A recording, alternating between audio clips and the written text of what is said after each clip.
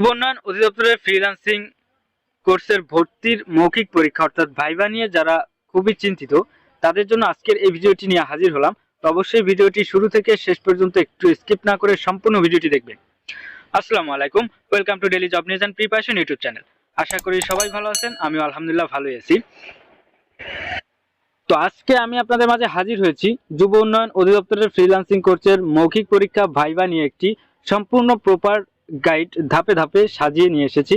এখানে পরীক্ষার সময়, নম্বর, গুরুত্বপূর্ণ প্রশ্ন এবং কিভাবে প্রশ্নের উত্তর দিবেন, বোর্ডের আচার আচরণ সবকিছু একসাথে জেনে নিতে পারবেন আজকের এই ভিডিওর মাধ্যমে। তো ভিডিওটি অবশ্যই একটু স্কিপ না করে সম্পূর্ণ ভিডিওটি দেখবেন এবং ভাইভা বোর্ডে ঢোকা থেকে শুরু করে আপনার পরীক্ষায় কি প্রশ্ন করা হবে, কি ধরনের প্রশ্ন করা হবে, সেই ধরনের প্রশ্ন এবং প্রশ্ন উত্তর, কিভাবে প্রশ্নের উত্তর দিবেন এবং কি কি কাজ করতে হবে, এ টু জেড আজকে আমি আলোচনা করব। তো ভিডিওটি অবশ্যই সম্পূর্ণ দেখবেন এবং আশা করি আজকের এই ভিডিওটি আপনাদের জন্য খুবই গুরুত্বপূর্ণ এবং 100% কাজে দেবে।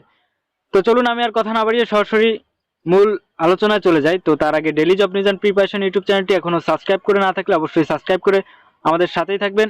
সকল প্রকার চাকরির নিয়োগ বিজ্ঞপ্তি এবং চাকরির প্রস্তুতিমূলক ভিডিও পেয়ে যাবেন। এবং আজকের এই ভিডিওটি যদি আপনাদের কাছে একটু হেল্পফুল হয়ে থাকে তাহলে অবশ্যই ভিডিওতে একটি লাইক দিবেন এবং আপনাদের মূল্যবান মতামত কমেন্টে জানাতে ভুলবেন না। এবং আপনাদের ভাই বোন, বন্ধু, আত্মীয় স্বজন যারা এখানে পরীক্ষার্থী রয়েছে তাদের কাছে ভিডিওটি অবশ্যই শেয়ার করবেন।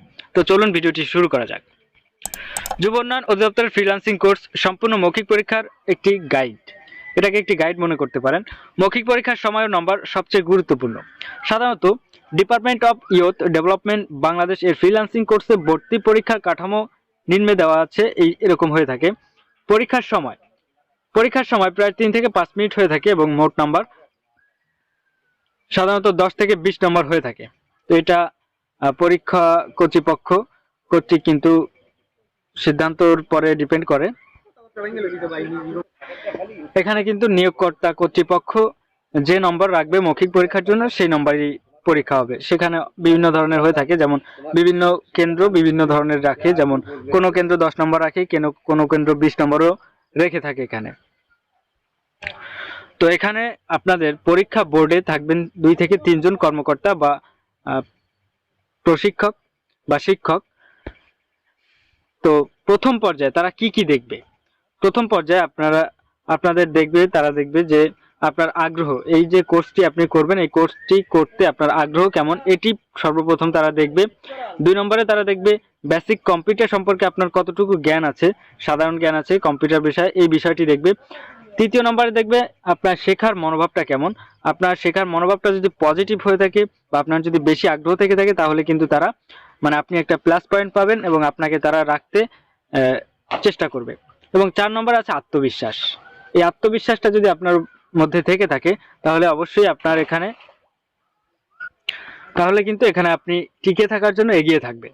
আত্মবিশ্বাসটাই অনেক কিছু। তো আপনারা যারা পরীক্ষা দিতে যাবেন তখন অবশ্যই আপনার আগ্রহটা প্রকাশ করবেন। বেসিক কম্পিউটার জ্ঞান সম্পর্কে আপনার যতটুকু জ্ঞান আছে ততটুকু তাদের সামনে প্রদর্শন বা প্রকাশ করার চেষ্টা করবেন।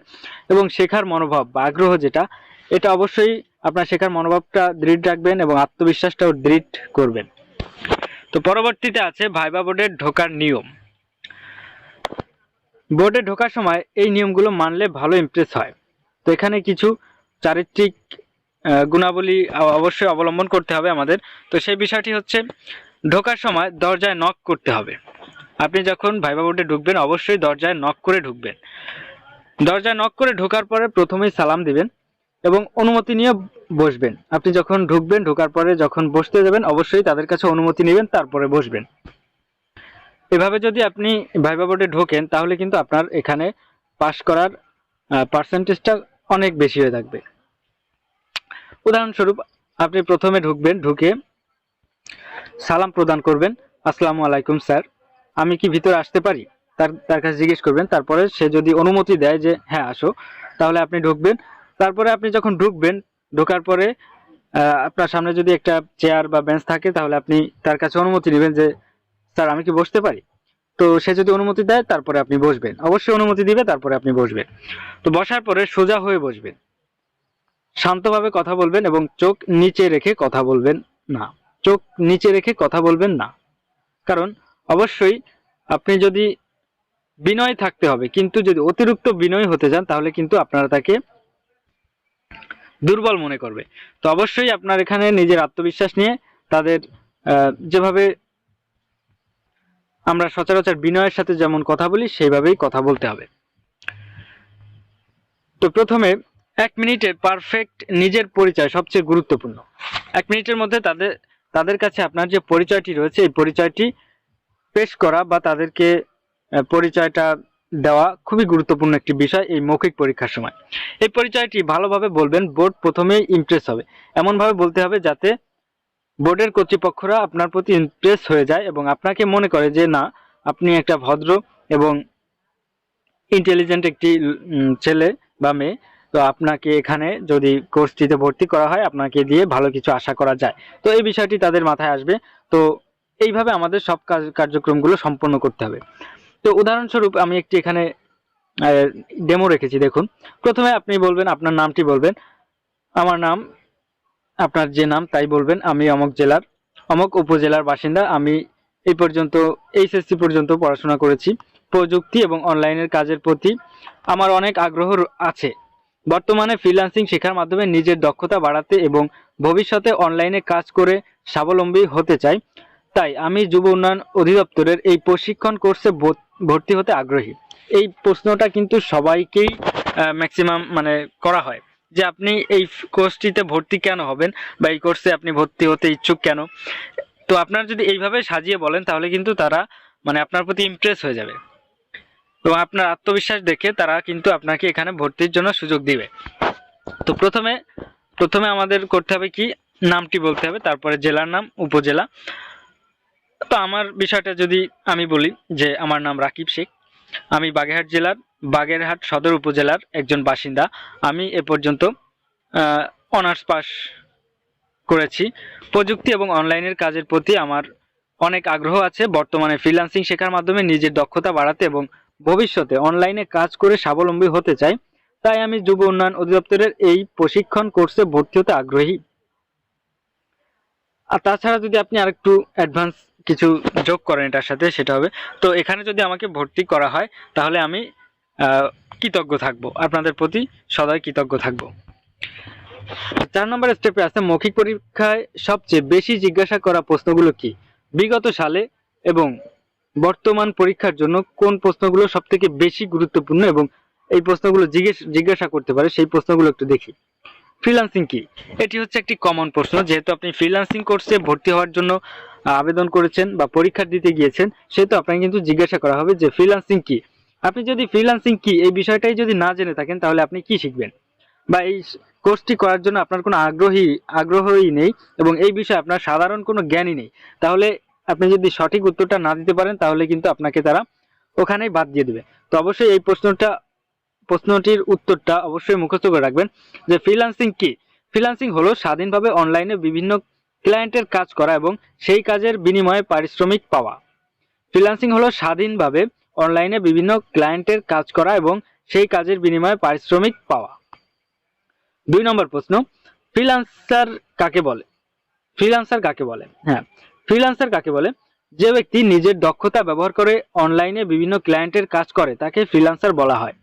যে ব্যক্তি নিজের দক্ষতা ব্যবহার করে অনলাইনে বিভিন্ন ক্লায়েন্টের কাজ স্বাধীনভাবে করে থাকে তাকে ফ্রিল্যান্সার বলা হয়, এটাও বলা যায়। তো এই প্রশ্নগুলো কিন্তু অবশ্যই আপনাদের মুখস্থ করে রাখতে হবে বা নিজের মতো সাজিয়ে বলতে পারলে এটাও ভালো হয়। 3 নম্বর প্রশ্ন আছে ফ্রিল্যান্সিং কোথায় করা হয়? এটা খুবই সহজ প্রশ্ন কিন্তু খুবই গুরুত্বপূর্ণ প্রশ্ন। ফ্রিল্যান্সিং কোথায় করা হয়? সাধারণত বিভিন্ন অনলাইন মার্কেট প্লেসে করা হয়। ফ্রিল্যান্সিং সাধারণত বিভিন্ন অনলাইন মার্কেট প্লেসে করা হয়। আর সেই মার্কেট প্লেসগুলো কি কি? Upwork, fibre, freelancer.com। তো এখানে আপনাকে যদি এইভাবে প্রশ্নটা জিজ্ঞেস না করে এইভাবে করে যে কোন কোন মার্কেট প্লেস বা ফ্রিল্যান্সিং এর মার্কেট প্লেসগুলো কি কি, তো সেক্ষেত্রে আপনার উত্তর হবে আপওয়ার্ক, ফাইবার, freelancing.com। তো এখানে প্রশ্নটি আছে হচ্ছে ফ্রিল্যান্সিং কোথায় করা হয়? তো ফ্রিল্যান্সিং সাধারণত বিভিন্ন অনলাইন মার্কেট প্লেসে করা হয় আর এই মার্কেট প্লেসগুলো হচ্ছে আপওয়ার্ক, ফাইবার, freelancing.com। 4 নম্বর প্রশ্ন আছে আপনি কোন কাজ শিখতে চান? তো এই প্রশ্নটি অবশ্যই আপনার নিজের মতো করে দিতে হবে যে আপনার যে বিষয়ে বেশি ইন্টারেস্ট আছে, সেহেতু মানে আপনার যেটা ইন্টারেস্ট, যে বিষয়টি আপনি ভালো পারেন বা যে বিষয়টির প্রতি আপনার আগ্রহ আছে ওই বিষয়টির কথা বলবেন, এবং ওই বিষয়টি আপনার কেন পছন্দ এবং ওই বিষয়ের প্রতি আপনার কেন আগ্রহ বেশি এই বিষয়টাও তাদেরকে খুলে বলবেন। তো আমাদের এই কোর্সটিতে হয়তোবা গ্রাফিক্স ডিজাইনের উপর কাজের উপর বেশি গুরুত্ব দেওয়া হবে, তাই গ্রাফিক্স ডিজাইনই বলবেন। তো এখানে আমি প্রশ্নটা রেখেছি, মানে উত্তরটা রেখেছি, আমি graphics design, digital marketing, web design শিখতে চাই, কারণ এই কাজগুলো আন্তর্জাতিক বাজারে অনেক চাহিদা আছে। 5 নম্বর প্রশ্ন, ইমেইল কি? ইমেইল কি? উত্তর, ইন্টারনেটের মাধ্যমে বার্তা পাঠানোর পদ্ধতিকে ইমেইল বলা হয়। ইন্টারনেটের মাধ্যমে বার্তা পাঠানোর পদ্ধতিকে ইমেইল বলা হয়। 6 নম্বর প্রশ্ন, আপনি কোন ইমেইল ব্যবহার করেন? 6 নম্বর প্রশ্ন, আপনি কোন ইমেইল ব্যবহার করেন? এটির উত্তর হচ্ছে, আমি সাধারণত জিমেইল ব্যবহার করি। তো এটা আমি আমার মতো করে উত্তরটি দিয়েছি যে আমি সাধারণত জিমেইল ব্যবহার করে থাকি। তো আপনি যদি জিমেইল ছাড়া অন্য কিছু ব্যবহার করে থাকেন তাহলে সেটি অবশ্যই বলবেন, এবং ওই বিষয়ে আপনার যদি কোনো যোগ্যতা থেকে থাকে বা আউট নলেজ থেকে থাকে সেই বিষয়টি যদি জিজ্ঞাসা করা হয় তাহলে সেই বিষয়টি বলবেন। 7 নম্বরে প্রশ্ন আছে, আপনি প্রতিদিন কত সময় দিতে পারবেন? তো আমাদের এই ফ্রিল্যান্সিং কোর্সটির জন্য অবশ্যই 8 ঘন্টা কিন্তু বাধ্যতামূলক সময় দিতে হবে, সেহেতু আপনি উত্তর দিবেন, আমি প্রতিদিন অন্তত 8 ঘন্টা সময় দিয়ে অনুশীলন করতে পারবো। 8 নম্বর প্রশ্ন আছে, ফ্রিল্যান্সিং করতে কি লাগে? তো এটা খুবই বেসিক একটি প্রশ্ন, সেটি হচ্ছে ফ্রিল্যান্সিং করতে কম্পিউটার বা ল্যাপটপ, ভালো ইন্টারনেট, নির্দিষ্ট দক্ষতা, ধৈর্য। তো আপনাকে যদি মানে অপশন দিয়ে এই প্রশ্নটি করা হয় যে ফ্রিল্যান্সিং করতে সব থেকে বেশি প্রয়োজন কোনটি, তো আমাদের এখানে একটি বিষয় বুঝতে হবে। প্রথমে হচ্ছে ফ্রিল্যান্সিং করতে গেলে অবশ্যই একটি কম্পিউটার প্রয়োজন হবে, ইন্টারনেট প্রয়োজন হবে, নির্দিষ্ট দক্ষতাও প্রয়োজন হবে। কিন্তু আপনার এই ফ্রিল্যান্সিং মার্কেট প্লেসে টিকে থাকার জন্য ধৈর্যটা প্রয়োজন হবে সব থেকে বেশি। তো এখানে যদি আপনাকে ফ্রিল্যান্সিং মার্কেট প্লেসে টিকে থাকার প্রসঙ্গে যদি এই প্রশ্নটি করা হয় তাহলে অবশ্যই আপনার উত্তর দিতে হবে ধৈর্য।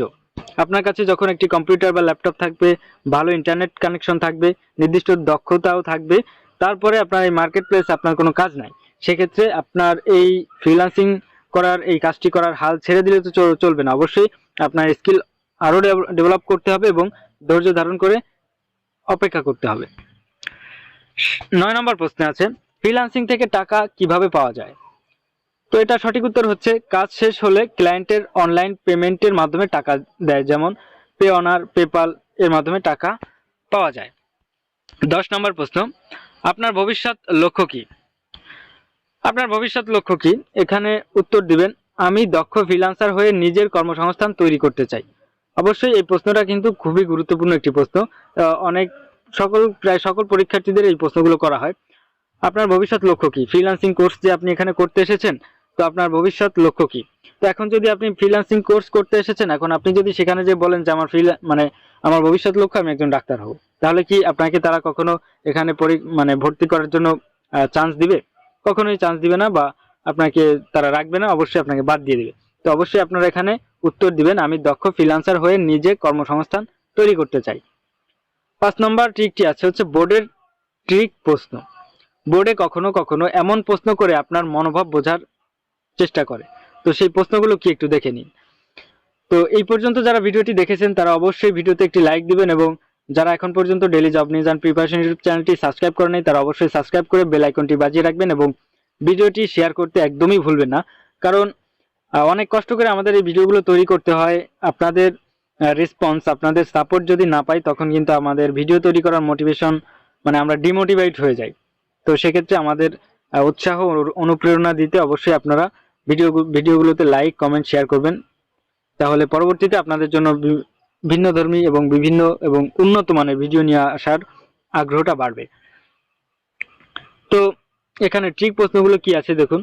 1 নম্বর প্রশ্ন, আপনি যদি কাজ না পান তাহলে কি করবেন? এই প্রশ্নটি যদি আপনাকে করা হয় তাহলে আপনি কি উত্তর দিবেন? তো আপনি উত্তর দিবেন, আমি হতাশ হব না, নিয়মিত অনুশীলন করে নিজের দক্ষতা বাড়াবো। কাজ নাই তো কি হয়েছে, আমি আমার অনুশীলন চালিয়ে যাব, আমার দক্ষতা বাড়াতে থাকবো। 2 নম্বর প্রশ্ন, আপনার দুর্বলতা কি? কখনো কখনো নতুন বিষয় বুঝতে একটু সময় লাগে, কিন্তু আমি ধৈর্য ধরে শিখে নিই। এটা কিন্তু খুবই গুরুত্বপূর্ণ একটি প্রশ্ন। আপনার দুর্বলতা কি, এটা যদি আপনাকে জিজ্ঞাসা করা হয় তখন প্রায় স্টুডেন্টরা বা প্রায় পরীক্ষার্থীরা বলে থাকে যে আমার কোনো দুর্বলতা নাই বা এই সেই অনেক ধরনের অজুহাত বা অনেক ধরনের দেখায়। তো একটা জিনিস সবসময় বুঝতে হবে যে আমরা মানুষ হিসেবে কিন্তু সবাই সব ক্ষেত্রে মানে একদম পারফেক্ট না। সেক্ষেত্রে আমাদের কিছু না কিছু দুর্বলতা আছে। তো এই দুর্বলতাটা অবশ্যই আমাদের প্রকাশ করতে হবে তাদের মাঝে। তো যে দুর্বলতার কথা বললে তারা মানে বিশ্বাসও করবে এবং আপনার ক্ষয়ক্ষতিও হবে না, এরকম একটা কথা বলতে হবে। তো এই কথাটা খুবই গুরুত্বপূর্ণ যে কখনো কখনো নতুন বিষয় বুঝতে একটু সময় লাগে। তো এটা একটা সাধারণ বিষয় যে নতুন নতুন বিষয়গুলো মানুষের বুঝতে একটু সময় লাগে, কিন্তু ধৈর্য ধারণ করে শিখে নেওয়া এটা কিন্তু খুব ভালো একটা গুণ। তো এই উত্তরটা অবশ্যই দিবেন। 3 নম্বর প্রশ্ন আছে, আপনাকে কেন নির্বাচন করা উচিত? এই যে কোর্সটিতে আপনাকে ভর্তি করা হবে, কেন ভর্তি করা হবে বা আপনাকে ভর্তি করা উচিত কেন বলে আপনি মনে করেন, এই ধরনের প্রশ্ন করা হবে, তখন আপনার উত্তরটি কি হবে দেখুন। এখানে আপনাকে মানে আপনি উত্তর দিবেন, এখানে আমাকে ভর্তি করা উচিত কারণ আমি শেখার প্রতি আগ্রহী এবং নিয়মিত সময় দিয়ে কঠোর পরিশ্রম করতে প্রস্তুত আছি, তাই আমাকে এখানে ভর্তি করা উচিত। 6 নম্বরের প্রশ্ন, বোর্ডকে ইমপ্রেস করার 10টি কথা মানে প্রশ্ন সরি বোর্ডকে ইমপ্রেস করবেন কিভাবে, এরকম 10টি কথা বা এরকম 10টি ট্রিক্স আছে, সেই ট্রিক্সগুলো কি একটু দেখে নেওয়া যাক। এই ধরনের কথা বললে বোর্ড ভালো ধারণা পায়, আপনার প্রতি খুব ভালো একটা ধারণা পাবে এবং আপনাকে ওই পরীক্ষায় পাশ করানোর জন্য তারা আগ্রহ পোষণ করবে। তো এই 10টি কথা কি একটু দেখুন। আমি দক্ষতা অর্জনের জন্য এই কোর্স করতে চাই। 2 নম্বর, আমি নিয়মিত অনুশীলন করব। 3 নম্বর, আমি ভবিষ্যতে একজন দক্ষ ফ্রিল্যান্সার হতে চাই। 4 নম্বর, আমি নিজের কর্মসংস্থান তৈরি করতে চাই। 5 নম্বর, আমি নতুন কিছু শিখতে ভালোবাসি। 6 নম্বর, আমি ধৈর্য ধরে কাজ করতে পারি। 7 নম্বর, আমি সময়কে সঠিকভাবে ব্যবহার করতে চাই। 8 নম্বর, আমি চাই পরিবারকে সাহায্য করতে। 9 নম্বর, আমি চাই দেশের জন্য কিছু করতে। 10 নম্বর, আমি বিশ্বাস করি কঠোর পরিশ্রম করলে সফল হওয়া যায়। মৌখিক পরীক্ষায় ফেল করার 10টি সাধারণ ভুল। এখানে শুধু আমরা যে শিখলাম যে কিভাবে এখানে পাস করা যায়, এই জিনিসগুলো শিখলাম, কিন্তু আরো একটি জিনিস আমাদের জানতে হবে, সেই বিষয়গুলো কি দেখুন। মৌখিক পরীক্ষায় ফেল করার 10টি সাধারণ ভুল, যে বিষয়গুলো অবশ্যই আমাদের জেনে নিতে হবে, যে এই ভুলগুলো করলে কিন্তু অবশ্যই আপনাকে এই পরীক্ষায় বাদ দিয়ে দেওয়া হবে। এই ভুলগুলো কখনোই করবেন না, একদমই করবেন না। তো সেই 10টি ভুল কি সেটা একটু দেখুন। ভাইবা বোর্ডে যখন ঢুকবেন তখন সালাম না দেওয়া, অবশ্যই আপনারা সবাই সালাম দিয়ে ঢুকবেন। তো সালাম দেওয়া না দেওয়া একটি ভুল। 2 নম্বর ভুল হচ্ছে খুব নার্ভাস হওয়া। আপনি যখন ভাইবা দিতে যাবেন তখন খুব নার্ভাস হওয়া যাবে না। তারপরে খুব বেশি কথা বলা যাবে না, আপনাকে যতটুকু জিজ্ঞাসা করা হবে ততটুকুই বলতে হবে। প্রশ্ন বুঝে না উত্তর দেওয়া মানে না বুঝে উত্তর দেওয়া। তো আপনি প্রশ্ন যদি না বুঝে থাকেন তাহলে আরেকবার তাকে বোঝার চেষ্টা করবেন, বা এক কথায় যদি আপনি প্রশ্নটির উত্তর না জানেন এক কথায় বলে দিবেন, সরি স্যার এই মুহূর্তে মনে নাই বা স্মরণ করতে পারতেছি না। কিন্তু প্রশ্ন না বুঝে উল্টাপাল্টা উত্তর দেওয়া যাবে না। পরবর্তী স্টেপ হচ্ছে আত্মবিশ্বাসের অভাব। অবশ্যই আপনি যখন ভাইবা বোর্ডে ঢুকবেন অবশ্যই নিজের প্রতি একটি কনফিডেন্স রাখবেন, আত্মবিশ্বাস রাখবেন। চোখ নিচে রেখে কথা বলা, অবশ্যই ভাইবা বোর্ডে যখন আপনারা কথা বলবেন বা কোনো প্রশ্নের উত্তর দিবেন তখন চোখ নিচের দিকে রাখবেন না। তারপরের ভুলটি হচ্ছে ভুল তথ্য দেওয়া। তো আমি পূর্বে আরো একবার বলেছি যে ভুল তথ্য দেওয়া যাবে না কখনো। আপনি যদি কোনো প্রশ্ন না পারেন বা আপনার ওই মুহূর্তে মনে নাই, প্রশ্নটি আপনি জানেন কিন্তু মনে নাই, এই ক্ষেত্রে আপনি তাকে বলবেন যে স্যার এই মুহূর্তে মনে নাই বা এই মুহূর্তে স্মরণ করতে পারছি না, এটা বলবেন। কিন্তু উত্তরটি সঠিক না জেনে তাকে ভুল তথ্য প্রদান করবেন না। এবং নেক্সট স্টেপ হচ্ছে অশোভন আচরণ করা, তাদের সাথে কোনো প্রকার দুর্ব্যবহার বা খারাপ আচরণ করা যাবে না। এবং লাস্ট যে ভুলটা সবাই করে সেটি হচ্ছে সময় মতো না আসা। অবশ্যই আপনি যখন ভাইবা বোর্ডে যাবেন তখন অবশ্যই তারা যখন আপনাকে ডাকবে নির্দিষ্ট টাইমেই যেতে হবে, কখনো মানে সময় নষ্ট করবেন না, বা আপনাকে ডাকা হচ্ছে তারপরে আপনি যাচ্ছেন না, অথবা আপনাকে ডাকা হয়নি তার আগে আপনি তাড়াহুড়া করে চলে গেলেন, এরকমও করা যাবে না। কিন্তু আপনাকে যখন ডাকা হবে তখন শান্ত মস্তিষ্কে সেখানে উপস্থিত হবেন। তো ইনশাল্লাহ এই আমি যে তথ্যগুলো আপনাদেরকে আজকে প্রদান করলাম, এইভাবে যদি আপনারা ভাইবা বোর্ডে যান বা এইভাবে যদি মৌখিক পরীক্ষায় অংশগ্রহণ করেন তাহলে অবশ্যই আপনারা এখান থেকে বাদ পড়বেন না। তো অবশ্যই আজকের এই ভিডিওটি আমি মনে করি যে প্রথম একবার দেখে যদি না বুঝেন তাহলে বারবার দেখুন, এবং যে প্রশ্নগুলো এখানে রেখেছি সেই প্রশ্নগুলো আপনারা প্রয়োজন পড়লে খাতা কলমে লিখে রাখতে পারেন, নোট করে রাখতে পারেন বা স্ক্রিনশট নিয়ে রাখতে পারেন। অবশ্যই অনেক কাজ হবে আপনাদের। তো যাই হোক ভিউয়ার্স, আজকের ভিডিও পর্যন্ত ছিল। দেখা হচ্ছে নতুন কোনো ভিডিওতে। সেই পর্যন্ত সবাই ভালো থাকুন, সুস্থ থাকুন। সবার জন্য শুভকামনা রইল। আজকের ভিডিও পর্যন্ত ছিল। দেখা হচ্ছে নতুন কোনো ভিডিওতে। আজকে এখানে বিদায় নিচ্ছি। আল্লাহ হাফেজ, আসসালামু আলাইকুম।